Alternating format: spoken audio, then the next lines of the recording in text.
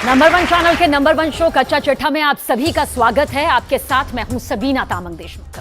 कच्चा चिट्ठा में सबसे पहले बात इजराइल के प्रधानमंत्री बेन्यामिन नेतन्याहू की। नेतन्याहू इजराइल में ही बुरी तरह घिर चुके हैं। जब इजराइल में करीब 4 लाख के रिजर्व फोर्स को एक्टिव किया जा रहा है, तब प्रधानमंत्री नेतन्याहू का बेटा अमेरिका के फ्लोरिडा में मौजूद है। लोग पूछ रहे हैं कि नेतन्याहू का बेटा इस वक्त हमास से लड़ने के लिए मौजूद क्यों नहीं है। इजराइल में चल रहे इसी टकराव का फायदा हमास और हिजबुल्लाह ने उठाने का फैसला भी किया। लेबनान में एक ऐसी मीटिंग हुई, एक ऐसी बैठक हुई जिसके बाद इजराइल में एक बड़ी मिसाइल तैनात की जा रही है।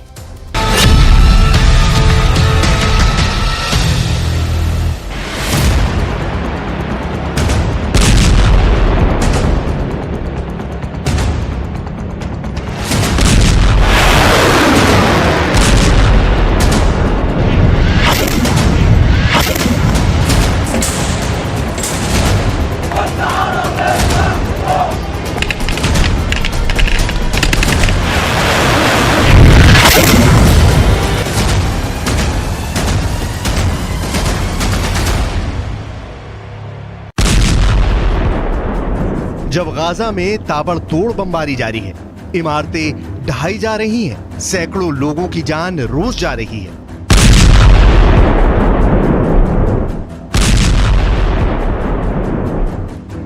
जब इजराइल और लेबनान के बॉर्डर पर एंटी टैंक मिसाइल फायर की जा रही है, इजराइल के खुफिया अड्डे तबाह किए जा रहे हैं।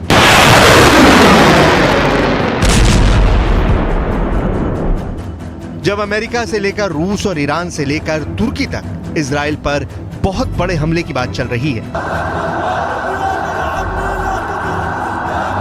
जब पश्चिम एशिया की राजधानियों में इजराइल के खिलाफ हजारों लोग प्रदर्शन कर रहे हैं, इजराइल के खिलाफ युद्ध का पूरा माहौल बन चुका है।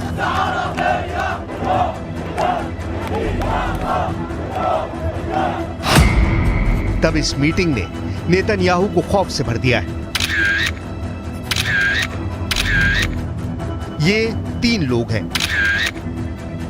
गाजा की हुकूमत चलाने वाले हमास के पॉलिटिकल ब्यूरो के उप प्रमुख सालेह अरूरी और साथ में फिलिस्तीन इस्लामिक जिहाद के महासचिव जियाद नकाले, और इन दोनों ने लेबनान की राजधानी बेरूत में जाकर हिजबुल्लाह के चीफ हसन नसरल्लाह से मुलाकात की है। ये तस्वीर जारी होने के बाद 2 लोग बहुत ज्यादा टेंशन में हैं। गाजा और इजराइल के बीच चल रहे युद्ध ने पूरे पश्चिम एशिया को तीसरे विश्व युद्ध के एपिसेंटर में तब्दील कर दिया है, और इसकी वजह से 2 ताकत सबसे ज्यादा फिक्र में डूबी हुई हैं। पहले हैं इजराइल के प्रधानमंत्री बेन्यामिन नेतन्याहू और दूसरे हैं अमेरिका के राष्ट्रपति जो बाइडेन। दोनों की टेंशन का मीटर लगातार रेड लाइन को पार कर रहा है। इस तस्वीर को लेकर खौफ बहुत ज्यादा है।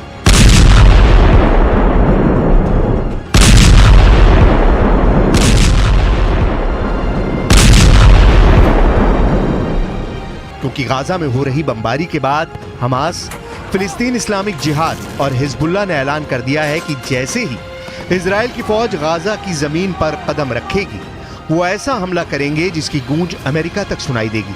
लेकिन क्या ये वाकई इतना बड़ा खतरा है जिसे लेकर नेतन्याहू और बाइडेन को डरना चाहिए?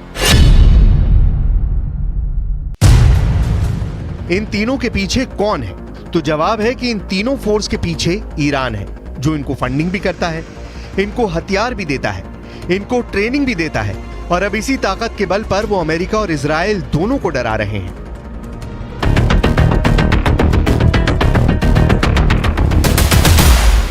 हमास, फिलिस्तीन इस्लामिक जिहाद और हिजबुल्लाह, इन तीनों ने अपने नए वीडियो जारी करने शुरू कर दिए हैं। हमास ने ड्रोन अटैक का वीडियो दिखाया है, जिससे तेल अवीव और इजराइल के कई बड़े शहरों पर हमले किए जा सकते हैं। तो हिजबुल्लाह ने लेबनान इजराइल बॉर्डर पर कई हमले करके साबित कर दिया है कि इजराइल की उत्तरी सीमा अब सुरक्षित नहीं बची है।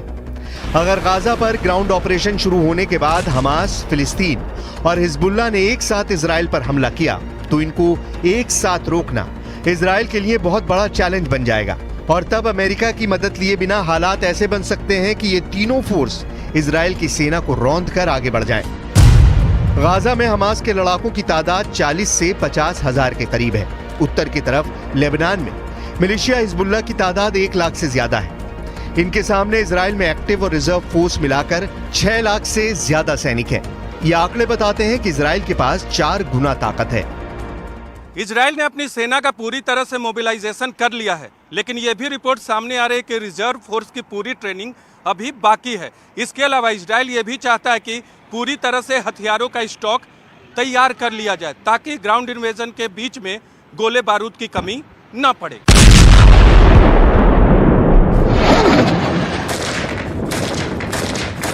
लेकिन हमास और हिजबुल्लाह के गुरिल्ला युद्ध में मुकाबला करने में फौज की तादाद से ज्यादा लड़ने का तरीका मायने रखेगा। गाजा के अंदर लड़ाई आसान नहीं होगी, ये हमास का इलाका है, तो हिजबुल्लाह को सीरिया में ISIS के खिलाफ युद्ध लड़ने का अनुभव है। इजराइल के सामने संकट बड़ा है, लेकिन उसे अमेरिका की मदद मिल रही है, जिसके 2 समुद्री बेड़े इस वक्त भूमध्य सागर में तैनात हैं और वहां से इजराइल को लगातार एयर सपोर्ट मिलेगी, क्योंकि अमेरिका के टारगेट पर लेबनान बॉर्डर की तरफ हिजबुल्लाह के ठिकाने होंगे। इस बीच संयुक्त राष्ट्र में इजराइल को लेकर एक बड़ा मोर्चा खुल गया है, क्योंकि खुद UN के महासचिव एंटोनियो गुटेरेस ने ऐसी बात कह दी है कि इजराइल ने उनका इस्तीफा मांग लिया।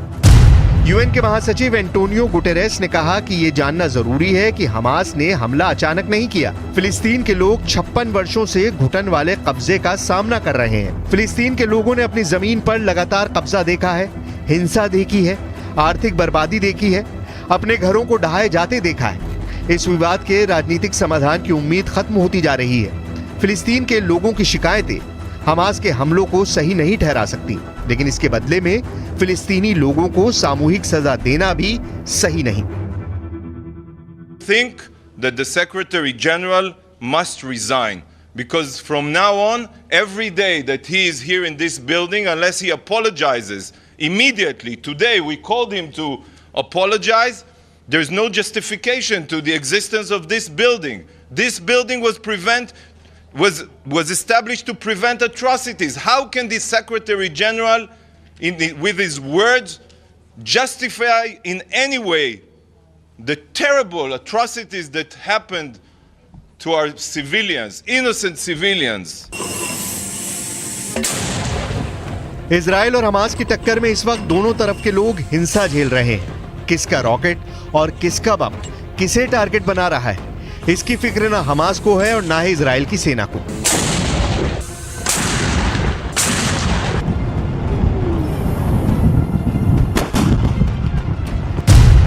सात अक्टूबर को हमास के हमलों में इजराइल के करीब 1,500 लोगों की मौत के बाद इजराइल की लगातार चल रही बमबारी में 25 अक्टूबर तक 6,000 लोगों की मौत हो चुकी है। इनमें 2,500 से ज्यादा बच्चे हैं, जबकि घायलों की तादाद 18,000 पहुंच चुकी है। इन आंकड़ों में उन लोगों की लाशें शामिल नहीं जो अब भी हजारों इमारतों के मलबे में दबी हुई हैं। यहाँ इजराइल की बमबारी में गिरी एक इमारत में कई लोग दब गए और इनमें से एक को यहाँ जिंदा निकालने की कोशिश जारी है। रेस्क्यू ऑपरेशन रात में चल रहा है।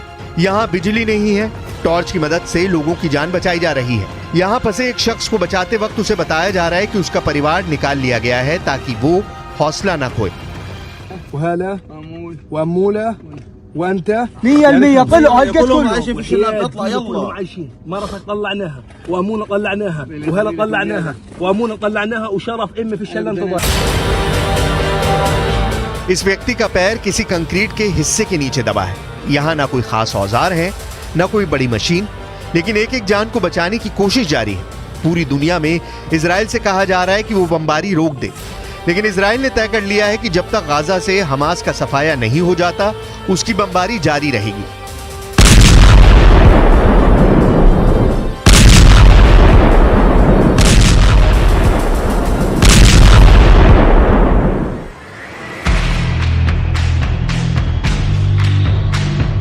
लेकिन दक्षिण इजराइल में युद्ध का खौफ देखा जा सकता है। हमास के रॉकेट हमलों के बाद यहाँ की सड़कें खाली हैं, लोग बाहर बहुत कम निकल रहे हैं। पार्क से लेकर समुद्री किनारे सब कुछ वीरान पड़ा है।